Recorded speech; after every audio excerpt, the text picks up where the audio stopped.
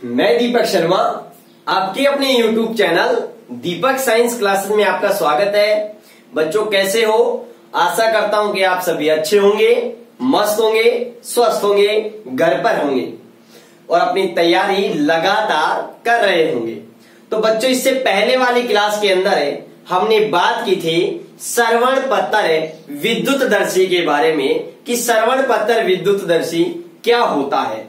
मैंने आपको बताया था कि कोई भी वस्तु होती है या कोई भी पदार्थ होता है उस पर उपस्थित आवेश की प्रकृति या मैं कहूं उस पर आवेश की उपस्थिति का पता लगाने के लिए, उस आवेश की प्रकृति का मालूम लगाने के लिए, पता करने के लिए हम जिस उपकरण का प्रयोग करते हैं या जिस उपकरण का उपयोग करते हैं उसे हम क्या कहते हैं? श्रवण पत्तर विद्युतदर्शी कहते हैं। विद्युतदर्शी कहते हैं लेकिन उसके अंदर सोने के श्रवण पत्तर प्रयोग में लिए गए थे, इसलिए उसे कहते हैं श्रवण पत्तर विद्युतदर्शी। अब बच्चों एक बात और बताऊं मैं आपको, अगर श्रवण पत्तर अगर हम लगाएंगे तो आपको पता है वो विद्युतदर्शी बहुत ज्यादा महंगी होगी और इसलिए जनरल तौर पर इतने महंगे उपकरण लेबोरेटरी के अंदर छोटी लेबोरेटरी के अंदर इतने यूज नहीं किए जाते, इसलिए वहां पर एल्यूमिनियम की छोटी बारीक पतली पन्नी लगाई जाती है। ये बात भी याद रखना थोड़ा।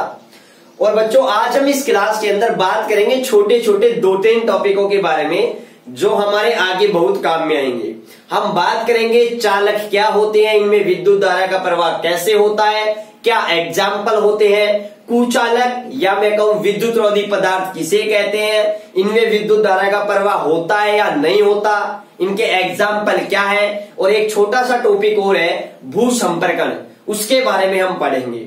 तो बच्चों अगर आप चैनल पर पहली बार आए हो तो चैनल को सब्सक्राइब नहीं किया है तो सब्सक्राइब जरूर कर ले, बेल आइकन को जरूर दबा ले ताकि जैसे ही क्लास आए आपको तुरंत नोटिफिकेशन मिल जाए। और ज्यादा से ज्यादा क्लास को शेयर कीजिएगा। नोट्स वगैरह की पीडीएफ बिल्कुल फ्री प्राप्त करने के लिए मैं नीचे डिस्क्रिप्शन में टेलीग्राम चैनल का लिंक दे रखा हूं, वहां जाइए और टेलीग्राम चैनल को ज्वाइन कीजिएगा। क्लियर है बात? अब बात करते हैं बच्चों। आज सबसे पहले मैं लेता हूं, हमारा टॉपिक है चालक और कुचालक। कुचालक को ही हम क्या कहते हैं? विद्युत रोधी भी कहते हैं। अब ध्यान से समझिएगा। सबसे पहले मैं बात करता हूं किसके बारे में? चालक के बारे में।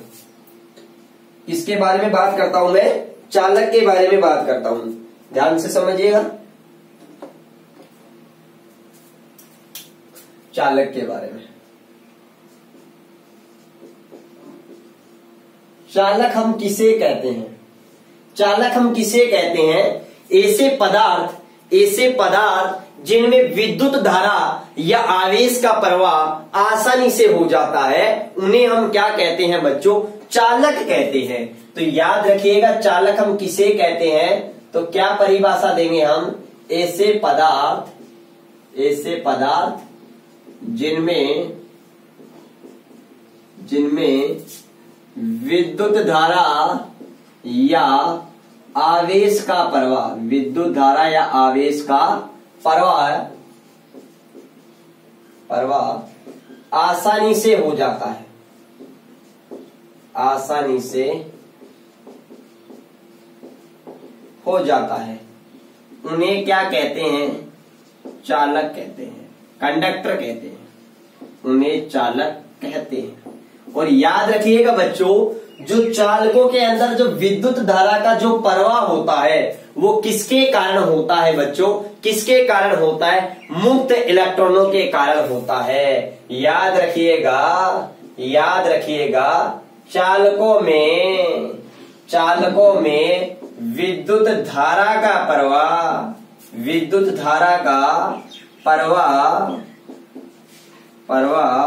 मुक्त इलेक्ट्रॉनों के कारण होता है। किसके कारण होता है? मुक्त इलेक्ट्रॉनों के कारण होता है, जो आसानी से पूरे चालक में गति कर सकते हैं। याद रखिएगा चालकों में विद्युत धारा का प्रवाह किसके कारण होता है? इलेक्ट्रॉनों के कारण होता है, मुक्त इलेक्ट्रॉनों के कारण होता है। और चालक हम किसे कहते हैं? जिनमें विद्युत धारा का या आवेश का प्रवाह क्या हो जाए? आसानी से हो जाए। क्या हो जाए? आसानी से हो जाए। उन्हें हम क्या कहते हैं? चालक कहते हैं। और चालकों में विद्युत धारा का प्रवाह किसके कारण होता है? फ्री इलेक्ट्रॉनों के कारण होता है। क्लियर ये बात? अगर मैं बात करूं बच्चों चालकों के एग्जाम्पल की, तो याद रखिएगा चांदी विद्युत का सबसे सुचालक क्या होता है? एग्जाम्पल, या मैं कहूं चांदी विद्युत की सबसे सुचालक धातु होती है। अगर मैं चालकों के एग्जाम्पल के बारे में बात करूं तो बच्चों याद रखिएगा सभी धातुएं जितने भी धातु हैं, जैसे वो चाहे चांदी हो अपने पास में, चाहे वो अपने पास में चांदी हो, चाहे वो अपने पास में सोना हो, चाहे वो अपने पास में एल्यूमिनियम हो, चाहे वो अपने पास में तांबा हो, ईटीसी, जितनी भी हमारे पास में धातुएं होती हैं, सभी धातुएं विद्युत की क्या होती है? सुचालक होती है। इस बात को याद रखिएगा। उसके अलावा याद रखिएगा बच्चों हमारे पास में और क्या एग्जाम्पल आते हैं? हमारे पास में एग्जाम्पल आते हैं और इसके ग्रेफाइट। बच्चों ग्रेफाइट एक कार्बन का अपरूप है। याद रखिएगा कार्बन एक अधातु है, लेकिन फिर भी ग्रेफाइट विद्युत का क्या होता है? सुचालक होता है। और सुचालक रहने का कारण ये है क्योंकि ग्रेफाइट की षटकोणीय परतदार संरचनाएं होती है और इन षटकोणीय परतदार संरचनाओं के बीच में क्या पाए जाते हैं? मुक्त इलेक्ट्रॉन पाए जाते हैं। और ये षटकोणीय परत एक दूसरे पर आसानी से फिसल सकती है। जब ये आसानी से एक दूसरे पर फिसल जाएंगी तो ये इलेक्ट्रॉनों का भी क्या होगा? मूवमेंट होगा, गतिशील करेंगे इलेक्ट्रॉन भी, जिसके कारण इसके अंदर विद्युत धारा का क्या हो जाता है? प्रवाह हो जाता है। इस बात को भी आप अच्छे से ध्यान रखना। तो जितने भी धातुएं हैं, या मैं कहूं हमारे पास में ग्रेफाइट है, मानव शरीर है, ह्यूमन बॉडी है, ये भी क्या है? चालक है। याद रखिएगा ये बेसिक बातें हैं। यहां से कोई एग्जाम में क्वेश्चन नहीं पूछे जाने वाला, लेकिन फिर भी ये बेसिक चीजें आगे काम आएंगी कि चालक का मतलब क्या होता है? जिसमें विद्युत धारा का प्रवाह या आवेश का प्रवाह आसानी से हो जाए। और इसमें विद्युत धारा का प्रवाह किसके कारण होता है बच्चों? मुक्त इलेक्ट्रॉनों के कारण होता है, फ्री इलेक्ट्रॉनों के कारण होता है। क्लियर है बात? अब देखो यहाँ पर एक सबसे इंपोर्टेंट बात आती है, मानव शरीर हुआ, ये भी हमारे पास में चालक। उसके अलावा याद रखिएगा अम्लों का या क्षार का जो घोल होता है, अम्ल क्षार या मैं कहूं लवणों का जो घोल होता है, याद रखिएगा अम्ल क्षार व लवणों का घोल, जिन्हें हम कहते हैं वैद्युत अपघट्य, वो भी विद्युत का क्या होता है? सुचालक होता है। क्योंकि जैसे अम्ल है HCl, जैसे जल में घोलेंगे तो आयन बन जाते हैं H पॉजिटिव Cl नेगेटिव। अगर NaCl लवण है तो आपको पता है जल में डालने पर Na पॉजिटिव और Cl नेगेटिव, क्योंकि गलित अवस्था में आ गए। यहाँ पर हमारे पास में मुक्त आयन मिल जाते हैं और इन मुक्त आयनों के कारण इसमें विद्युत धारा का क्या हो जाता है? प्रवाह हो जाता है। तो याद रखिएगा अम्ल क्षार व लवणों का जो घोल होता है वो भी क्या होता है? विद्युत का सुचालक होता है। याद रखिएगा। अब यहाँ पर एक सबसे इंपॉर्टेंट बात आती है, वो आप अच्छे से याद रखना। और वो बात हमारे पास में क्या आती है? ये बात बहुत काम आएगी आगे गाउस के नियम में बहुत सारी बातों को समझने के लिए, इसीलिए ये टॉपिक बिल्कुल आपको पढ़ाया जा रहा है। अब क्या है भाई, बात ये है कि किसी भी चालक को दिया गया आवेश होता है, कोई भी हमारे पास में एक चालक गोला है, उसको अगर हम आवेश देते हैं तो वो आवेश उस चालक के बाहरी सतह पर एक समान रूप से क्या हो जाता है? वितरित हो जाता है। क्या हो जाता है? एक समान रूप से क्या हो जाता है? वितरित हो जाता है। इस बात को आप ध्यान से याद रखिएगा, बड़ी इंपॉर्टेंट पॉइंट है कि जब किसी चालक को आवेश दिया जाता है तो आवेश उस चालक के बाहरी सतह पर, भारी पृष्ठ पर या भारी सतह पर एक समान रूप से क्या हो जाता है? वितरित हो जाता है। और चालक के अंदर बीच में आवेश का मान कितना होता है? 0 होता है। तो याद रखिएगा, क्या लिख सकता हूं? जब किसी चालक को आवेश दिया जाता है, आवेश दिया जाता है तो वह उस चालक के, तो याद रखिएगा वह उस चालक के, तो वह आवेश, तो वह आवेश उस चालक की भारी सतह पर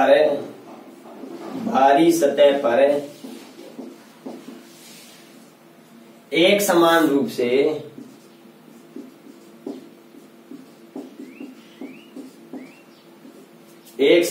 से वितरित हो जाता है, वितरित हो जाता है तथा चालक के अंदर प्रत्येक बिंदु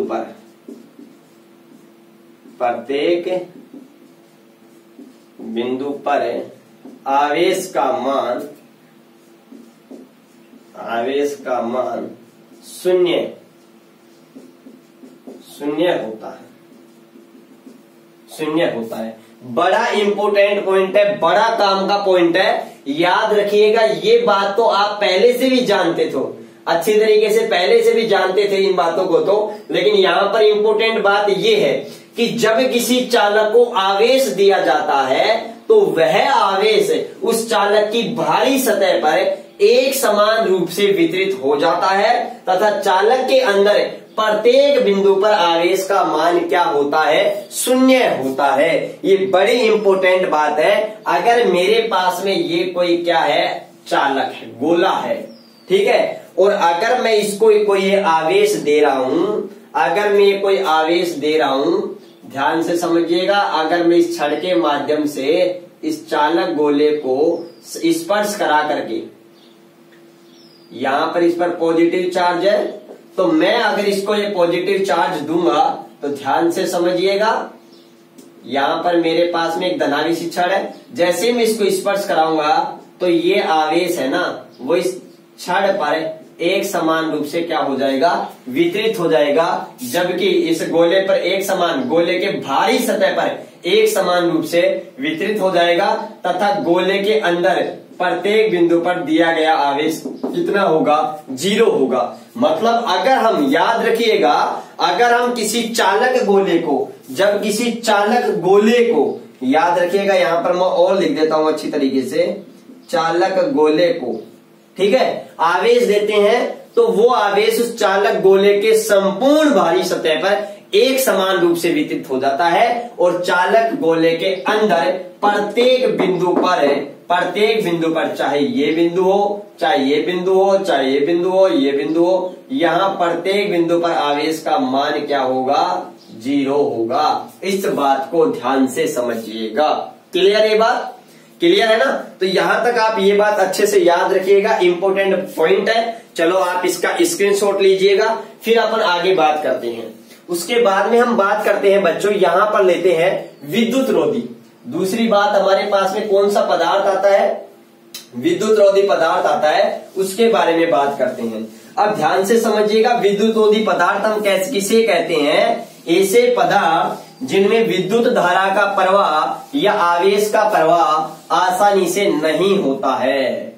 याद रखिएगा, ऐसे पदार्थ जिनमें विद्युत धारा का प्रवाह आसानी से नहीं होता है, उन्हें हम क्या कहते हैं, याद रखिएगा।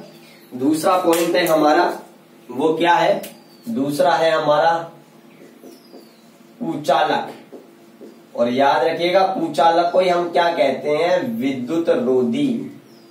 क्या कहते हैं, विद्युत रोधी।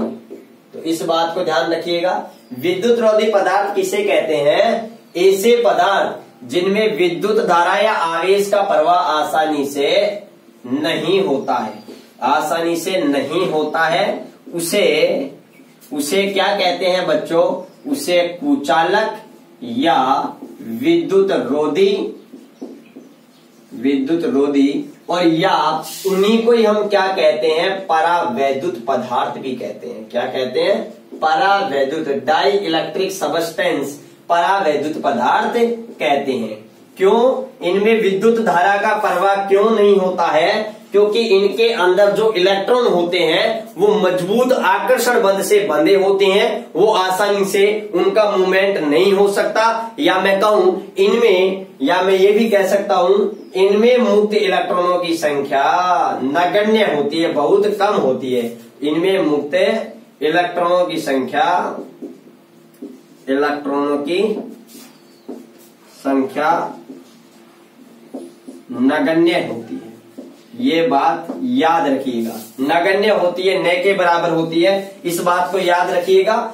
इनमें मुक्त इलेक्ट्रॉनों की संख्या बहुत कम होती है, इसके कारण इनमें विद्युत धारा का प्रवाह आसानी से नहीं होता है। अगर मैं इनके एग्जाम्पल के बारे में बात करूं तो कुचालक एग्जाम्पल है जिनमें विद्युत धारा का प्रवाह नहीं होता है। जैसे मैं कहूं प्लास्टिक, एबोनाइट हुई, रबर हुआ, अबरक हुआ, ठीक है ना, ETC, ये सभी की सभी क्या है, विद्युत के कुचालक है। इनमें विद्युत धारा का प्रवाह नहीं होता है, इस बात को आप ध्यान से समझिएगा। अब देखो यहां पर भी एक इम्पोर्टेंट बात आती है, और वो इम्पोर्टेंट बात क्या आती है उसको मैं फिर से नोट के तौर पर लिख रहा हूं, याद रखिएगा। वो भी बड़ी इम्पोर्टेंट बात है। क्या है कि जब किसी हम कुचालक पदार्थ को आवेश देते हैं, या हम किसी कुचालक पदार्थ को या किसी कुचालक गोले को आवेश देते हैं, तो वह दिया गया जो हमारे पास में आवेश है, वो दिया गया आवेश है, वो केवल और केवल उसी स्थान पर रहता है जिस स्थान पर उस गोले को या उस कुचालक पदार्थ को आवेश दिया गया है। उसकी संपूर्ण बाहरी सतह में नहीं फैलता है, इस बात को याद रखिएगा, बड़ा इंपॉर्टेंट पॉइंट है। तो क्या याद रखेंगे? तो याद रखिएगा किसी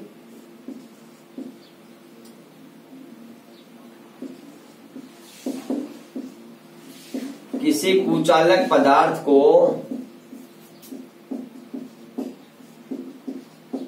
दिया गया आवेश, याद रखिएगा हम क्या बोल रहे हैं, कोई भी कुचालक पदार्थ को जो आवेश दिया जाता है, आवेश दिया गया या किसी कुचालक पदार्थ को आवेश दिया जाता है, ऐसे लिख दें,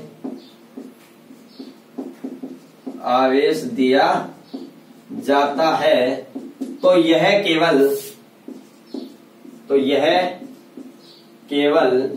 उसी स्थान पर, यह केवल उसी स्थान पर बना रहता है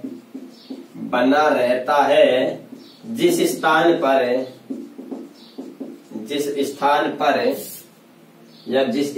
पर आवेश दिया गया है, आवेश दिया गया है।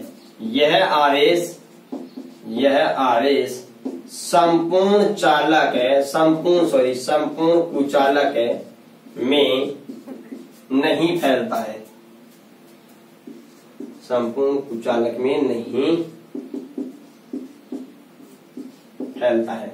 अब बच्चों इस पॉइंट को आप ध्यान से समझिएगा, बड़ा काम का पॉइंट है, एक एक बात को ध्यान से समझिएगा। इस बार मेरे पास में ये कोई क्या है, कुचालक है, ये कोई कुचालक गोला है, क्या है, कुचालक गोला है। और इस कुचालक गोले को मान लिया मैं आवेश दे रहा हूं, ये मेरे पास में कोई क्या है, छड़ है, मान लिया ये मेरे पास में कोई आवेशित छड़ है, आवेशित छड़ है। चलो ध्यान से देखिएगा, और इस आवेशित छड़ पर कैसा आवेश है, मान लिया ये हमारे पास धनावेश है।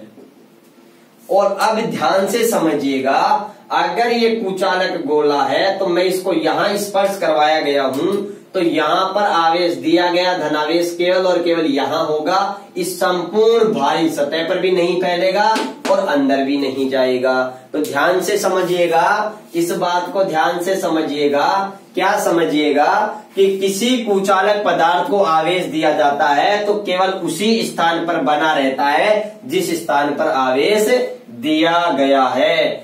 यह आवेश संपूर्ण कुचालक में नहीं फैलता है, याद रखिएगा, ये एक बड़ा काम का पॉइंट है।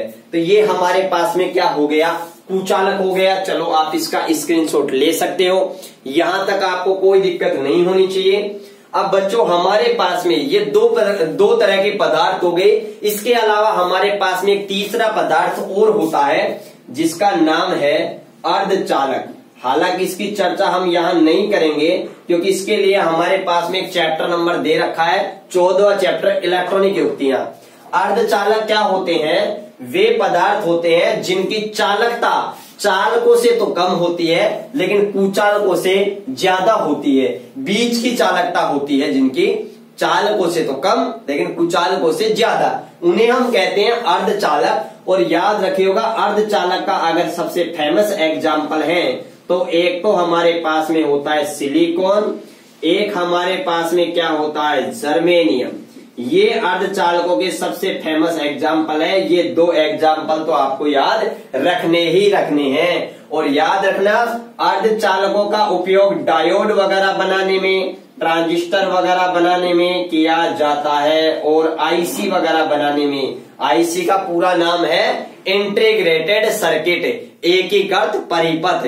तो याद रखना डायोड हुआ, ट्रांजिस्टर हुआ, आईसी बनाने में किसका प्रयोग किया जाता है? अर्धचालक का प्रयोग किया जाता है। अर्धचालक के एग्जाम्पल कौन है? सिलिकॉन और जर्मेनियम। और याद रखिएगा अर्धचालकों में धारा का प्रवाह इलेक्ट्रॉन एंड होल दोनों के कारण प्रभावित होता है।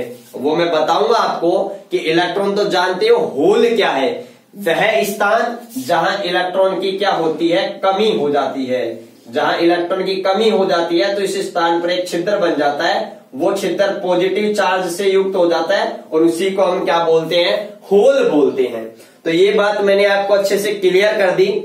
इसके बाद में अपन एक नेक्स्ट टॉपिक लेते हैं जो छोटा सा टॉपिक है भू संपर्कण। बड़ा सिंपल सा टॉपिक है, नाम से ही पता चल रहा है कि भू संपर्कण हम किसे कहते हैं।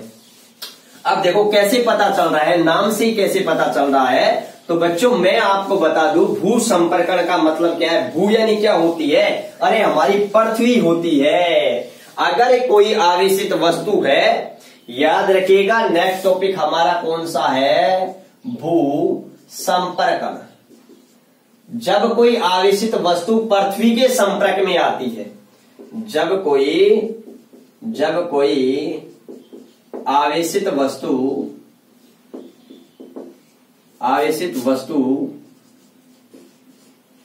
पृथ्वी के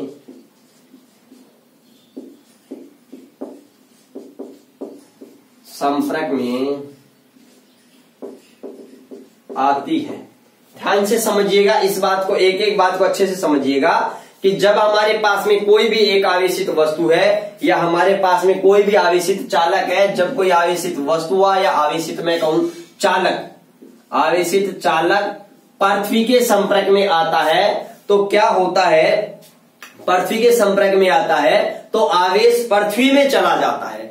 आवेश किसमें चला जाता है? जब कोई आवेशित चालक पृथ्वी के संपर्क में आता है तो याद रखिएगा आवेश कहां चला जाता है? पृथ्वी में चला जाता है। पृथ्वी में चला जाता है और आवेश का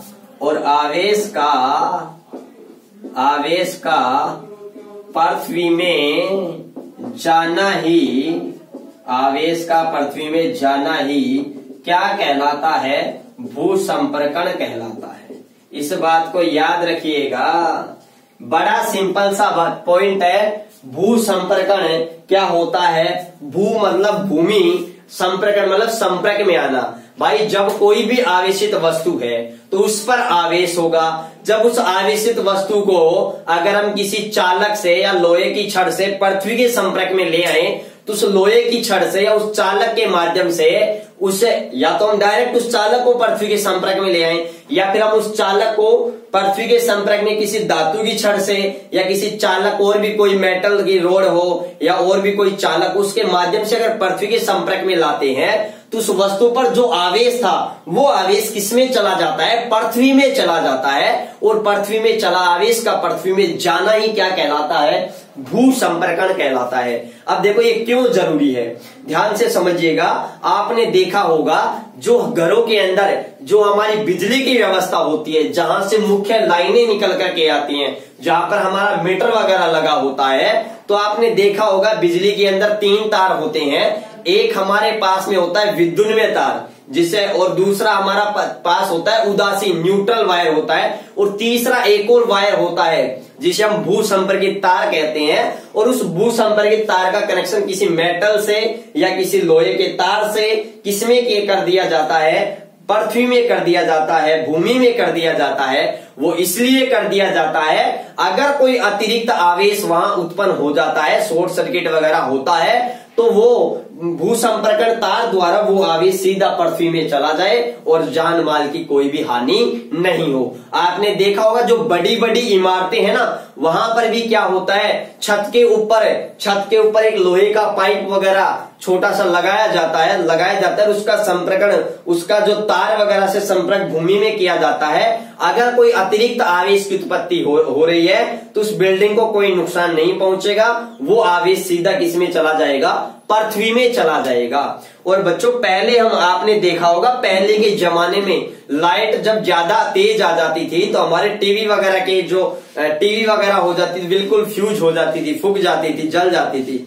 आजकल ऐसा नहीं होता है ना।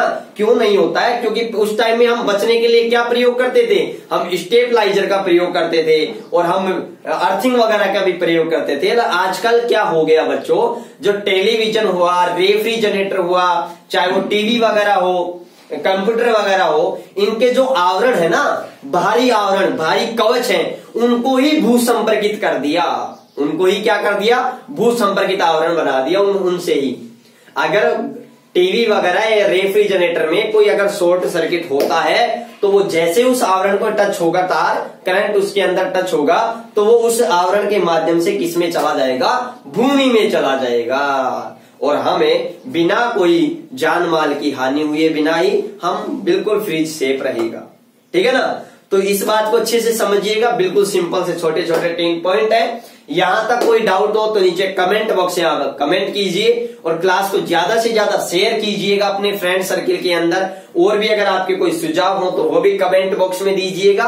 तो मिलते हैं नेक्स्ट क्लास के अंदर। नेक्स्ट क्लास के अंदर हमारा टॉपिक होगा आवेशन की विधियां, जो इंपोर्टेंट है। आवेशन के 3 विधियां होती हैं, उनके बारे में हम पढ़ने वाले हैं। तो ठीक है बच्चों, मिलते हैं नेक्स्ट क्लास में। घर पर रहिए, मस्त रहिए, स्वस्थ रहिए। ठीक है ना। अपने स्वास्थ्य का विशेष ख्याल रखिए। तो मिलते हैं नेक्स्ट क्लास में। तब तक आप सभी का बहुत बहुत धन्यवाद। Thank you.